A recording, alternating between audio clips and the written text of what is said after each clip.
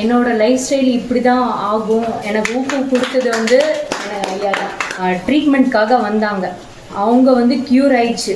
நான் இந்த கடையை விட மாட்டேன் ஐயா சொல்லணும். ஆக்சுவலி எல்லோரும் சொல்கிறதுக்கு முன்னாடி நான் எங்கேருந்து வந்தேன் நான் இன்ட்ரடியூஸ் பண்ணிக்கிறேன்.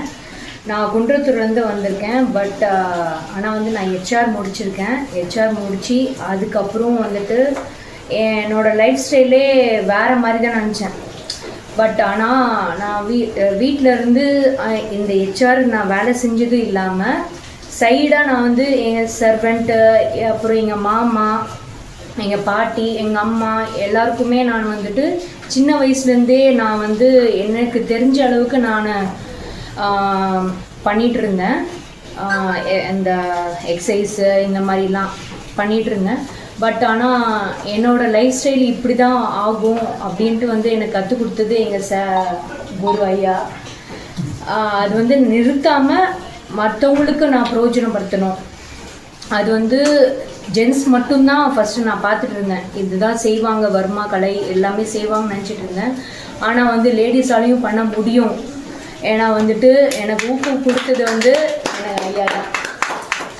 இன்னொன்று சொல்லணுன்னா, நான் இங்கே வர்றதுக்கு முன்னாடி நான் வந்துட்டு எனக்கு யாருமே எனக்கு தெரியாது. அதாவது விக்னேஷ் ஐயா சாரும், அப்புறம் மேடம், அப்புறம் ஐயா, இதெல்லாம் யாருன்னு தெரியாது. எனக்கு மாமா வந்து இங்கே வந்து ட்ரீட்மெண்ட்காக வந்தாங்க, அவங்க வந்து க்யூர் ஆயிடுச்சு. எங்கள் அண்ணா சாரு அதுக்கப்புறம் இவங்கெல்லாம் பண்ணாங்க, க்யூர் ஆயிடுச்சு. ஆனால் ஷார்ட்டாக முடிக்கிறேன் நான்.